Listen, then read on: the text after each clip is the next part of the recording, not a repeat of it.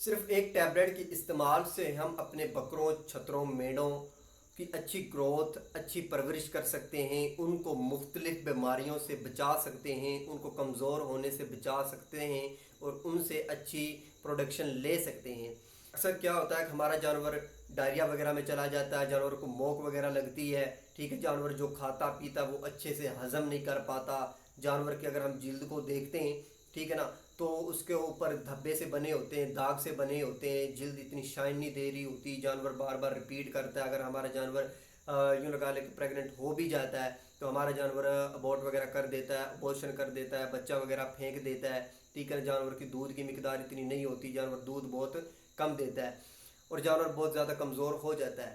اگر ہمارا جانور کمزور ہوگا تو اس سے یہ بات ظاہر ہے کہ ہمارا جانور کو دوسری ثانوی بیماریاں بھی ہو سکتی ہیں۔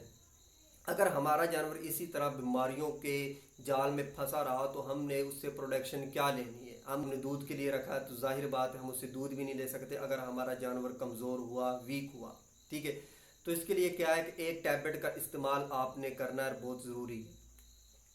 ٹیبلٹ کا نام ہے ایورمیکٹن ٹیبلٹ، ٹھیک ہے۔ یہ آپ نے یوں لگا لے کہ کسی بھی میڈیکل سٹور سے آپ کو آسانی سے مل جائے گی۔ آپ نے اس کے 2 حصے کرنے، 2 دن کے اندر یہ ٹیبلٹ آپ نے اپنے جانور کو کھلانی ہے، کسی خوراک کے ساتھ دے دیں یا ویسے ہی آپ ڈائریکٹ یہ دے دیں۔ اب اس سے کیا ہوگا کہ یہ آپ جانور کے جسم پر جتنے چچڑ وغیرہ ہوں گے ان کو یہ ختم کر دے گی، جانور کے معدے کو اچھا کر دے گی، معدے کے اندر جو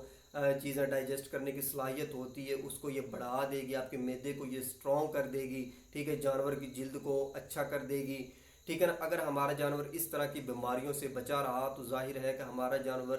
جو کھائے گا پیے گا وہ جزو بدن ہوگا اور ہمارا جانور اچھی نشو و نما کر سکتا ہے۔ کیونکہ اگر ہمارا جانور